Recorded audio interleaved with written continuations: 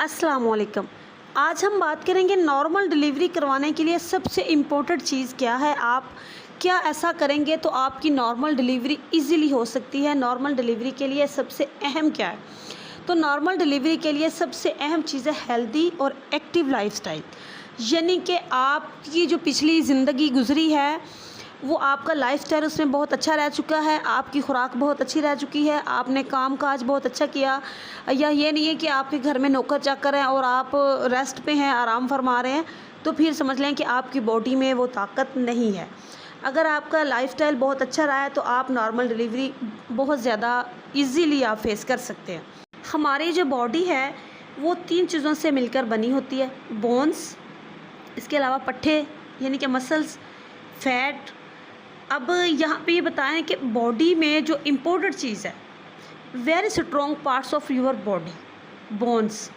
अब जिन ख़वातीन के पट्ठे स्ट्रॉन्ग होते हैं, पट्ठे भी कौन से? पेट और पेल्वस के। ये पट्ठे अगर आपके स्ट्रॉन्ग हैं तो आप समझ लें कि आप प्रेग्नेंट होने से लेकर नॉर्मल डिलीवरी तक आपको पता ही नहीं चलेगा कि आप प्रेग्नेंट हुई हैं। आप इतनी ईज़िली अपनी प्रेगनेंसी को कर लेंगे कैरी। ठीक है, प्रेग्नेंट औरत जो है अगर नॉर्मल डिलीवरी को करेगी, बेड रेस्ट पे गुजारेगी, तो ये आपके लिए नॉर्मल डिलीवरी के लिए बहुत मुश्किल चीज़ है।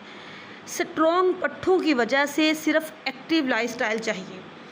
वो इसलिए कि अगर आप जितना ज़्यादा कामकाज एक्टिव करेंगे आपके पट्ठे उतने लचक में होंगे। डिलीवरी के दौरान ऐसी औरतों के जो पुश होते हैं, जो ज़ोर लगाने की ताकत होती है, वो बहुत स्ट्रॉन्ग होती है। उनकी बर्थ कैनाल जो होती है उसमें वो भी रिस्पॉन्स कर रही होती है, वो खुद ब खुद बर्थ कैनाल स्पेस दे रही होती है बेबी को कि आप इतना एक्टिव रह चुके होते हैं, आपकी बॉडी इतनी एक्टिव रह चुकी होती है पहले।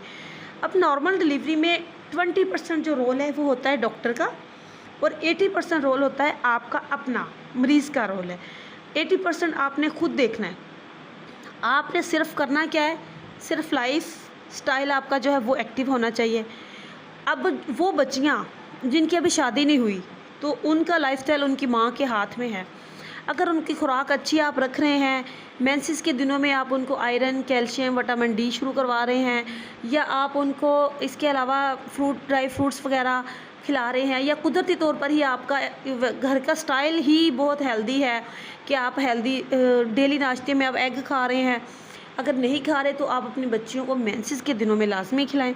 ये आपके जिस्म के एक एक हिस्से की एक्सरसाइज बच्चियों से करवाएं खुद।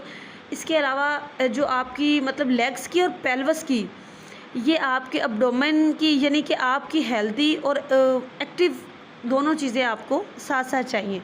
सिर्फ नॉर्मल डिलीवरी इतनी ईजी इन्हीं चीज़ों से होती है। अब हमारे पास जो मरीज़ आते हैं, या तो वो बहुत ज़्यादा वीक होते हैं, तो या फिर उन पर बहुत ज़्यादा फैट चढ़ी होती है। इतने कुछ जो वीक होते हैं वो इतने वीक होते हैं कि उनके अंदर फैट होती ही नहीं, पट्ठा भी कहीं नज़र नहीं आ रहा होता, तो वो इतनी मुश्किल कैरी करते हैं, इंजेक्शंस पे इतनी चीखती हैं, इतनी दर्दों पे रोती हैं नॉर्मल डिलीवरी में कि बहुत मुश्किल है नॉर्मल डिलीवरी।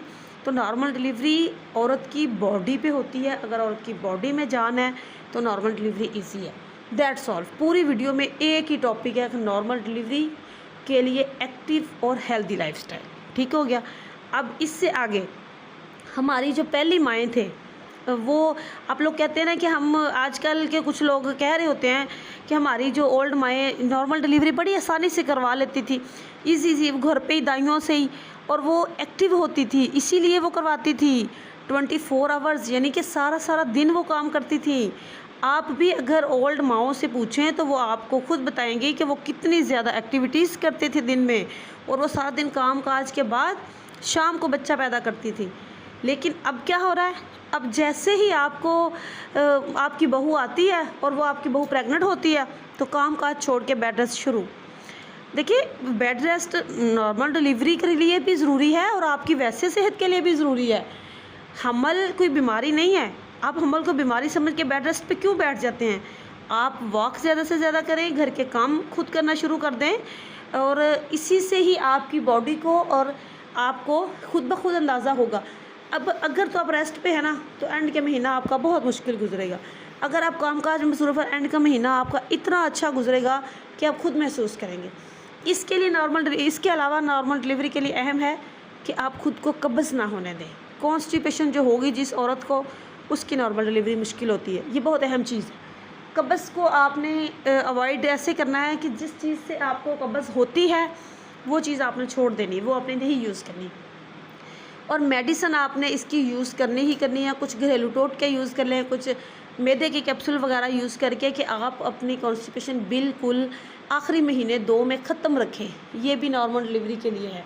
اس کے علاوہ آپ اینڈ کے مہینے میں ڈرائی فروٹس دودھ میں ڈال کے پی لیں، تھوڑی سی یہ دال چینی، لونگ، الائچی وغیرہ، یہ اس کا قہوہ بنا کے پی لیں، جیسے گھی دودھ میں ڈال کے پی لیں۔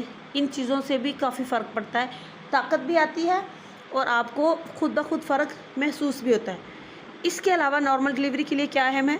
اس کے علاوہ جو اہم چیز ہے نارمل ڈلیوری کے لیے وہ ہے کہ آپ کو انفیکشن نہ ہو اینڈ میں، ٹھیک ہے؟ اگر آپ کو انفیکشن ہو رہا ہے اور آپ اگنور کر رہے ہیں یا آپ کو پتہ ہی نہیں چلا کہ آپ کو انفیکشن ہو گیا تو بھی نارمل ڈلیوری مشکل ہوتی ہے۔ بچے تک انفیکشن پہنچ جاتا ہے، پہلے وجائنا میں ہوتا ہے، پھر یوٹرس میں جاتا ہے، یوٹرس سے پھر اوپر پیلوس میں جاتا ہے، اور وہ جو آپ کو وقت سے پہلے دردیں لگ جاتی ہیں وہ دردیں لگتی ہیں آپ کو انفیکشن کی، اور آپ سمجھتے ہیں کہ یہ ہمیں ڈلیوری کی دردیں ہیں۔ اگر جب وہ انفیکشن کی دردیں ہوتی ہیں اس میں نارمل ڈلیوری بہت مشکل ہوتی ہے۔ اگر آپ یہ چیزیں آپ کو نہیں ہوں گی تو آپ کی بچہ کا منہ اپنے ٹائم کے حساب سے قدرتی طور پر خود بخود نارمل ہونا نرم ہوتا جائے گا، نارمل طور پر نرم ہوتا جائے گا۔ جب وہ بالکل نرم ہو جائے گا تو اوپن ہونا شروع ہو جائے گا، بغیر درد کے ہوتا ہے۔ بہت سارے لوگوں کی، بہت سارے پیشنٹس کی میں نے یہ پی وی کی ہے، دیکھا ہے، تو بغیر وہ آتی ہیں اور ان کا فلی پہ ہوتا ہے، بچہ دانی پوری کھلی ہوتی ہے، ڈلیوری تیار ہوتی ہے، اور وہ کہتی ہیں ہمیں تو درد ہے ہی نہیں، ہمیں درد بہت کم ہے، تھوڑی سی ہے، کہ وہ اس لیے کہ ایک تو ان کا لائف سٹائل ایکٹیو ہے، دوسرا ان کو قبض نہیں ہے، تو تیسرا وہ ہلکی پھلکی درد کو وہ کام کاج کے دوران انہوں نے برداشت کیا۔ اگر تو آپ درد آپ کو شروع ہوئی ہے، آپ وہیں سے چھوڑ کے بیٹھ گئے، بھئی درد شروع ہو گئی ہے، آپ یہ سمجھیں کہ شاید کہ فالس پین ہے یہ، کیونکہ پہلے فالس پین ہوتی ہیں، آہستہ آہستہ آہستہ ٹرو پینز آتی ہیں نا، پھر اوریجنل دردیں بڑھتی ہیں، پہلے جو کچی دردیں جس کو ہم لوگ بولتے ہیں، تو وہ دردیں آپ گھر پہ برداشت کریں۔ ان دردوں میں آپ فوری میڈیسن استعمال نہ کریں۔ اگر آپ کو انفیکشن نہیں ہے تو پھر تو آپ گھر میں وہ درد برداشت کریں، جیسے ہی درد آپ کو تیز ہو پھر آپ ڈاکٹر کے پاس جائیں، اور اگر وہاں پہ آپ کو ڈرپ وغیرہ اگر دردوں کی لگائیں گے تو ان ڈرپ سے آپ کو ڈلیوری کی جو دردیں ہیں وہ بہت زیادہ تیز محسوس ہوں گی، وہ آپ سے برداشت نہیں ہوں گی۔